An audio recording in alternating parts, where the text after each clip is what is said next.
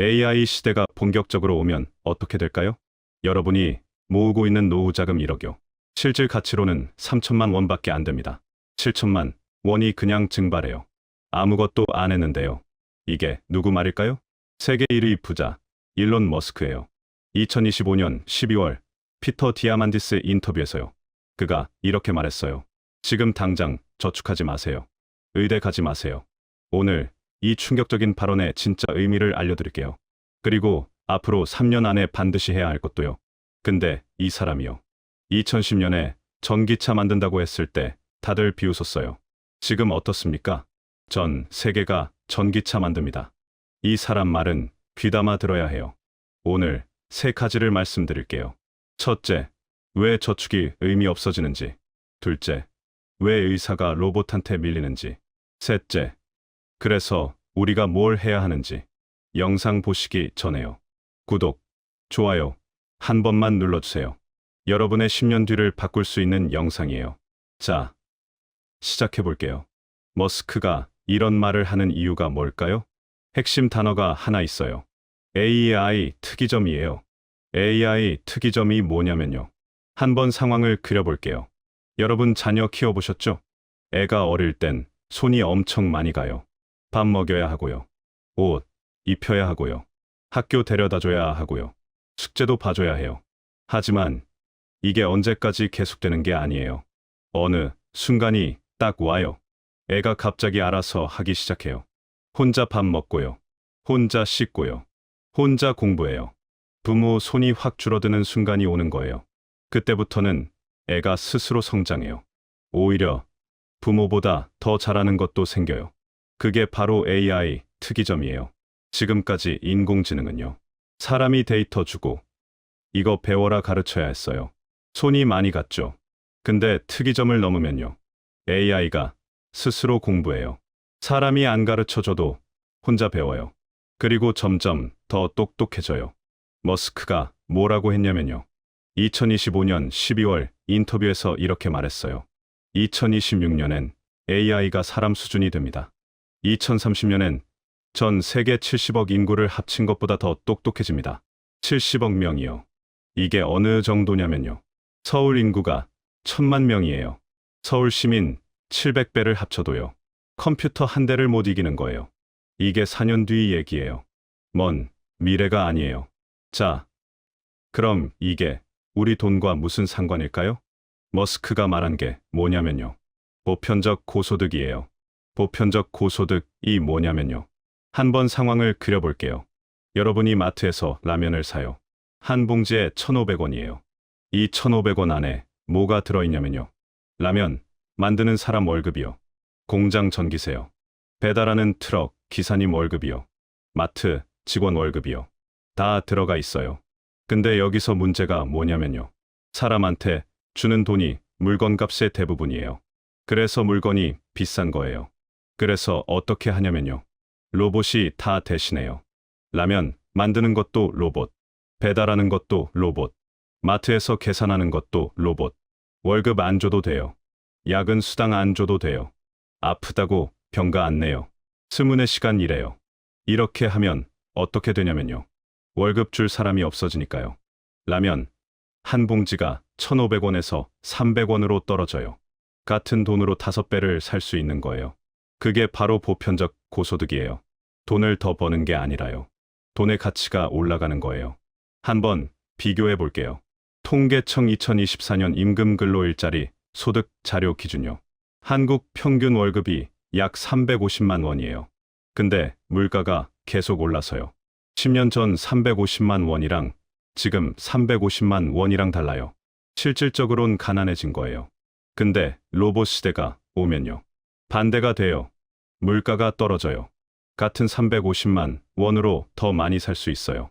머스크가 그래서 이렇게 말한 거예요. 10년, 20년 후엔 노후 자금이 의미 없습니다. 왜냐고요?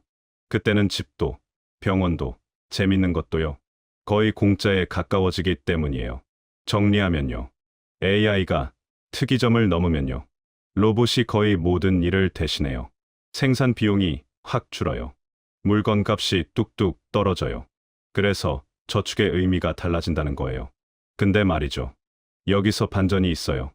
머스크가 경고한 게 있거든요. 앞으로 3년에서 7년은 매우 힘든 시기가 옵니다. 좋은 세상으로 가긴 가는데요. 가는 과정이 험난하다는 거예요. 왜 그럴까요? 일자리가 사라지기 때문이에요. 한번 생각해 보세요. 공장에서 일하던 사람, 식당에서 일하던 사람, 편의점에서 일하던 사람, 콜센터에서 일하던 사람. 이 사람들 일을 로봇이 대신하면요. 갈 곳이 없어져요. 물론 새 일자리가 생기긴 해요. 로봇 관리하는 일, AI 다루는 일, 이런 게 생기죠. 근데 여기서 문제가 뭐냐면요. 속도예요. 기존 일자리가 사라지는 속도가요. 새 일자리가 생기는 속도보다 훨씬 빨라요. 그 틈에 낀 사람들이 힘들어지는 거예요. 특히 50대, 60대 분들이요. 새 기술 배우기엔 나이가 있고요. 그렇다고 지금 일 계속하기엔 로봇이 밀려와요. 지금 상황은요. 축구 경기랑 같아요. 관중석에서 볼 건지, 직접 뛸 건지 정해야 해요. 37년 뒤에 경기 끝나요. 그때 뛰고 있어야 이긴 거예요. 1997년 IMF 때 생각해 보세요. 그때 두 부류가 있었어요. 설마 그러겠어? 하고 아무것도 안 한 사람. 혹시 모르니까 하고 준비한 사람. 결과는 어땠을까요? 준비한 사람은 살아남았어요. 아니, 오히려 부자가 됐어요. 지금 상황이 그때보다 더 커요. IMF는 한국만의 위기였어요. 이번 건 전 세계적 변화예요. 정리하면요. 앞으로 37년은 과도기예요. 일자리가 빠르게 사라져요. 근데 그 시기만 넘기면요. 모두가 잘 사는 세상이 온다는 거예요. 문제는 그 과도기를 어떻게 버티느냐예요. 자, 이제 두 번째 충격 발언이에요. 의대 가지 마세요. 3년 안에 로봇이 최고 외과의사보다 수술 잘합니다. 여러분, 의사 되는 거 얼마나 힘든지 아시죠? 의대 6년, 인턴 1년, 레지던트 4년, 총 11년이에요. 11년 동안 밤낮 없이 공부해요. 그래야 겨우 의사가 돼요. 근데 로봇은요? 3년이면 끝이에요. 세계 최고 외과의사보다 수술을 더 잘하게 돼요. 테슬라에서 만드는 옵티머스라는 로봇이 있어요. 사람 모양이에요. 두 팔, 두 다리 있고요. 걷고 물건 잡아요. 여기서 중요한 건요. 이 로봇이 수술하면 어떤 장점이 있냐예요. 첫째, 안 피곤해요. 밤새 수술해도 손이 안 떨려요. 아침에 부부싸움 했다고 집중력이 흐트러지지 않아요. 둘째, 한 번 배우면 안 잊어버려요. 사람은 까먹잖아요. 로봇은 절대 안 까먹어요. 셋째, 이게 진짜 무서운 건데요. 로봇 한 대가 뭔가 배우면요. 전 세계 모든 로봇이 동시에 배워요. 예를 들어 볼게요. 서울 삼성병원에서 로봇이 어려운 심장 수술에 성공했어요.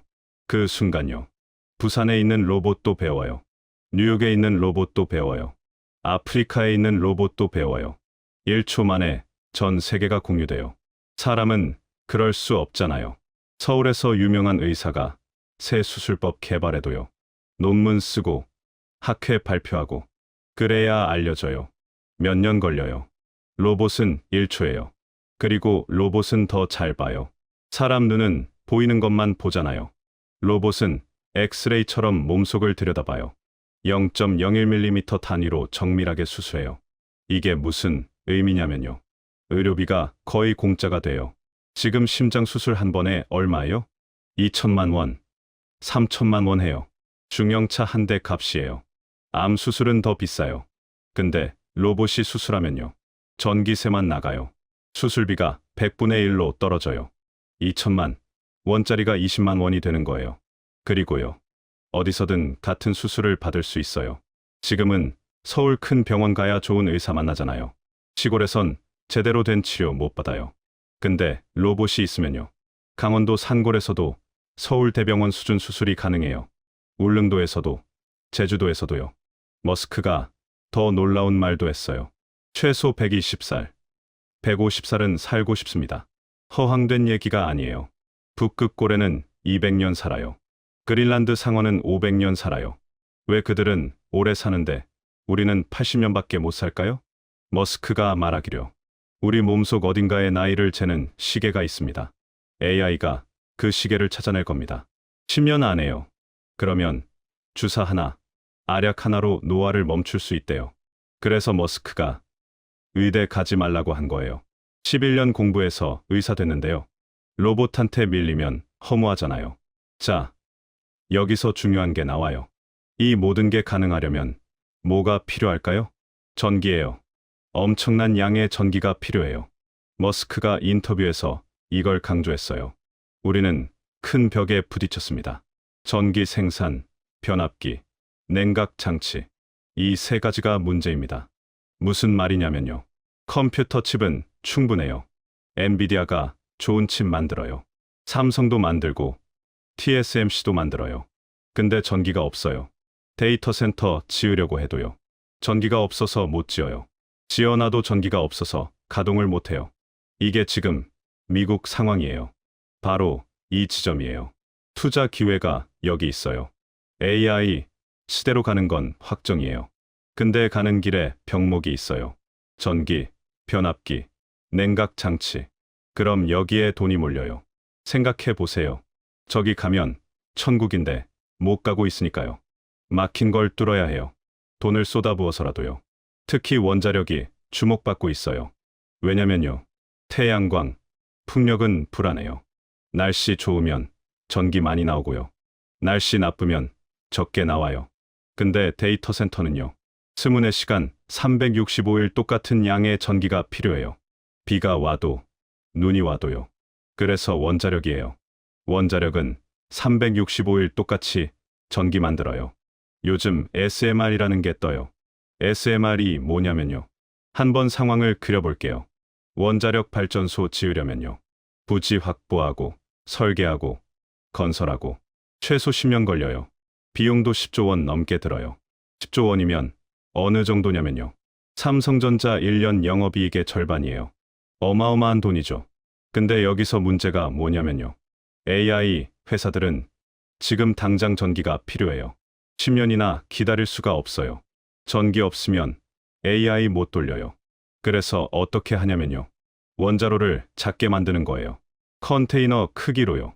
공장에서 찍어내요. 트럭에 실어서 필요한 곳에 갖다 놔요. 이렇게 하면 어떻게 되냐면요. 10년 걸리던 게 23년으로 줄어요.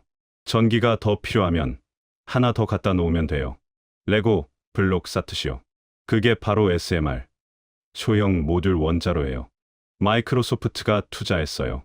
아마존도 투자했어요. 구글도 투자했어요. 다들 전기가 필요하니까요. 블룸버그 2024년 보고서가 있어요. 글로벌 에너지 전망이라는 보고서예요. 여기 따르면요. 전 세계 데이터 센터 전력 수요가요. 2030년까지 2배 이상 늘어난대요. 이게 어느 정도냐면요. 한국 전체가 1년 동안 쓰는 전기량이에요. 그만큼이 추가로 더 필요하다는 거예요.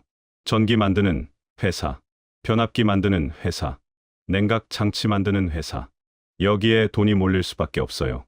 정리하면요. AI 시대의 핵심은 전기예요. 전기 없으면 AI도 없어요. 그래서 에너지, 특히 원자력 관련주가 뜨는 거예요. 자, 전체 정리할게요. 머스크가 말한 핵심이 뭐냐면요. 첫째, 2026년 AI가 사람 수준이 돼요.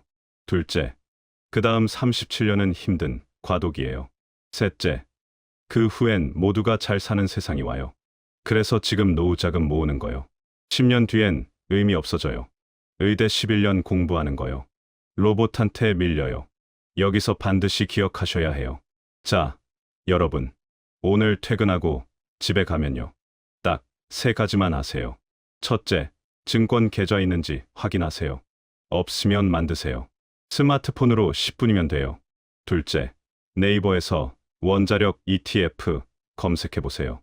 KODX 원자력 테마, TIGR 원자력 테마. 이런 게 나와요. 일단 뭐가 있는지만 알아보세요. 이것도 10분이면 돼요. 셋째, 여유 자금의 1020%요. AI, 에너지, 관련 ETF에 분산해서 넣어보세요. 몰빵하지 마시고요. 조금씩 나눠서요. 증권사 앱에서 5분이면 돼요. 그리고 자녀가 있으시면요. 진로 다시 생각해보세요. 의대, 법대가 정답이 아닐 수 있어요. AI, 로봇, 에너지, 쪽을 한번 알아보세요. 이 영상 보시고요. 좋은 정보네 하고 끄시면 안 돼요. 오늘 당장 하세요. 지금 바로요. 내일 하면 모레 하고요. 모레 하면 안 해요. 3년에서 7년 사이에 세상이 뒤집어져요. 그때 준비 안 돼 있으면요. 그때는 늦어요. 여러분은 오늘 이미 첫 걸음을 뗐어요. 이 영상을 끝까지 봤잖아요. 이제 다음 단계로 가세요. 작은 것부터 오늘 시작하세요. 여러분의 10년 뒤를 응원합니다.